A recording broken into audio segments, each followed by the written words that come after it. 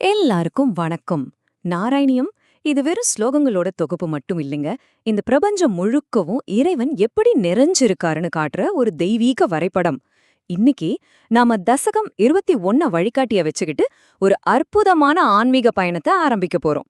வாங்க, இறைவனோட உலகளாவிய வடிவங்களை நாம ஒன்னா சேர்ந்து தரிசிக்கலாம். இந்த பிரபஞ்சத்தோட ஒவ்வொரு திசையிலையும் ஒவ்வொரு பகுதியிலையும் இறைவன் என்ன ரூபத்துல இருக்காரு, எப்படி காட்சி தராருன்னு நீங்க எப்பதாவது யோசிச்சு பார்த்திருக்கீங்களா? வாங்க, அந்த தெய்வீக ரகசியங்களை தெரிஞ்சுக்க இந்த தியான பயணத்துல நாம ஒன்னா போகலாம். சரி, நம்மளோட பயணம் எங்கிருந்து தொடங்குதுன்னா, புராணங்கள் சொல்றபடி இந்த உலகின் மைய புள்ளி, அதாவது இலாவிரதத்திலிருந்து தான். இங்கேதான் இறைவனோட முதல் பிரம்மாண்டமான வடிவம் நமக்கு தரிசனம் தரப்போகுது. தசகம் 21 முதல் ஸ்லோகம். மத்யோத்பவே புவைலாவிருதாம்னி வர்ஷே கௌரீப்பிரதான வனிதாஜன மாத்திரபாஜி ஷர்வேண மந்திரனுதிபி சமுபாஸ்யமானம் சங்கர்ஷணாத்மகமதீஸ்வர சம்ஸ்ரேயேத்வாம். ஒன்று. இந்த ஸ்லோகத்தோட அர்த்தம் ரொம்ப ஆழமானதுங்க. கொஞ்சம் கற்பனை பண்ணி பாருங்களேன். இந்த பூமியோட மையத்துல கௌரி தேவியையே தலைவியா கொண்ட பெண்கள் மட்டுமே வாழ்ற ஒரு இடம். அங்க இறைவன் சங்கர்ஷண வடிவத்துல இருக்காரு. ஆச்சரியம் என்னன்னா, அந்த இறைவனையே சாக்ஷாத் சிவபெருமானான ஷர்வர் வேத மந்திரங்களை உச்சரிச்சு வழிபடுறாரு. என்ன ஒரு தெய்வீகமான காட்சி இல்லையா? அப்போ இந்த முதல் ஸ்லோகத்தோட முக்கியமான கருத்து என்னன்னா, இலாவிருத்தத்துல இறைவனோட சங்கர்ஷண ரூபத்தை மும்மூர்த்திகள்ல ஒருத்தரான சிவபெருமானே வழிபடுறார். இதுவே அந்த வடிவத்தோட மகிமைய நமக்கு நல்லா உணர்த்தது. இப்போ நம்ம மையத்துல இருந்து புறப்பட்டு கிழக்கு அப்புறம் தெற்கு திசைகளை நோக்கி போகலாம். அங்க இறைவன் நமக்கு என்னென்ன தெய்வீக ரூபங்கள்ல காத்திருக்காருன்னு பார்க்கலாம் வாங்க. தசகம் 21 இரண்டாவது ஸ்லோகம்.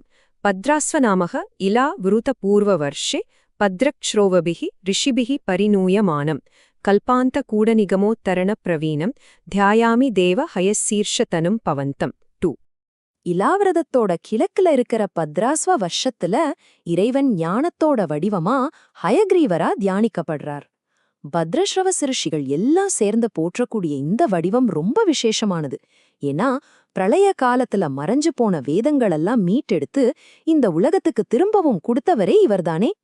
சுருக்கமா சொன்னா, பத்ராஸ்வத்ல இறைவன் ஞானத்தோட பாதுகாவலனா ஹயக்ரீவரா போற்றப்படுறார்.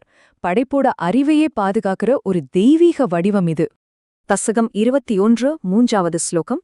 தியாயாமி தக்ஷிணகதே ஹரிவர்ஷவர்ஷே பிரஹ்லாத முக்கிய புருஷை பரிசேவியமானம் உத்துங்க சாந்ததவ துவாலாக்கிருதிமேக சுத்த ஞானப்பிரதம் நரஹரிம் பகவன் பவந்தம்.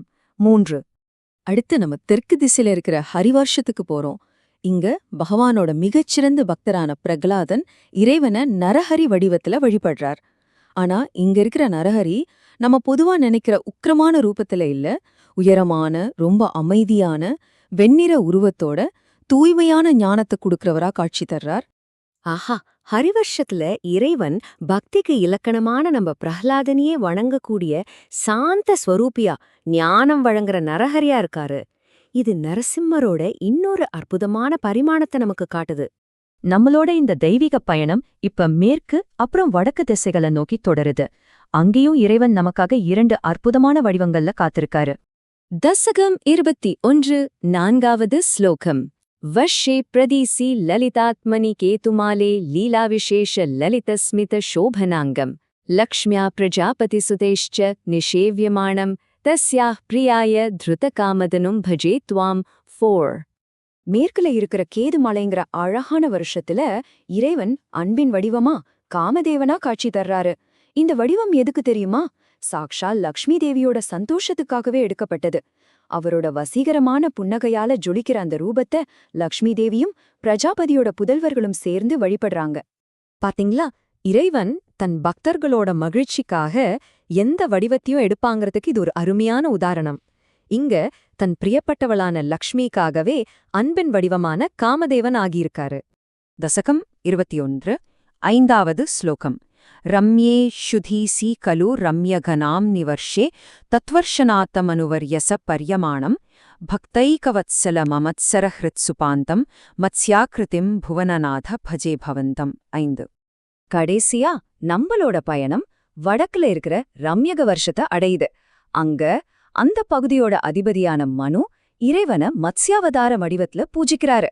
பொறாமை இல்லாத தூய்மையான மனசு கொண்ட பக்தர்களோட இதயத்துல ஒளிரும் வடிவம் இதுன்னு இந்த ஸ்லோகம் ரொம்ப அழகா வர்ணிக்குது. ஆக ரம்யாகத்துல இறைவன் பக்தர்களை பாதுகாக்கிற மத்ஸ்யாவதாரமா அருள் பாலிக்கிறார். இத்தோட உலகின் 4 திசைகள்லயும் இறைவனோட ரூபங்களை நாம தரிசனம் செஞ்ச இந்த பயணம் நிறைவு பெறுது. பரம்பொருள் ஒண்ணுதான்.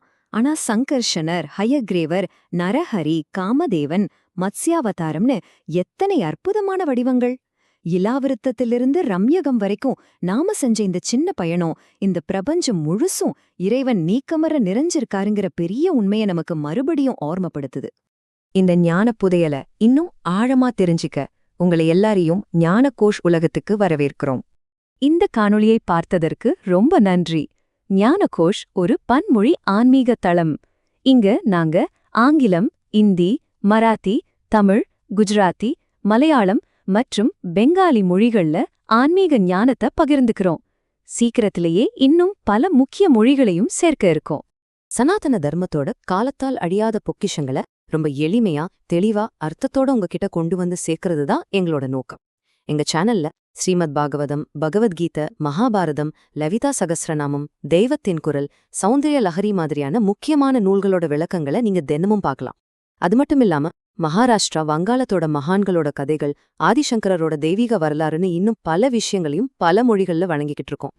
எங்களோட இந்த முயற்சி உங்களுக்கு பயனுள்ளதா இருந்துச்சுன்னா மறக்காம ஞானகோஷ் சேனலுக்கு சப்ஸ்கிரைப் பண்ணுங்க.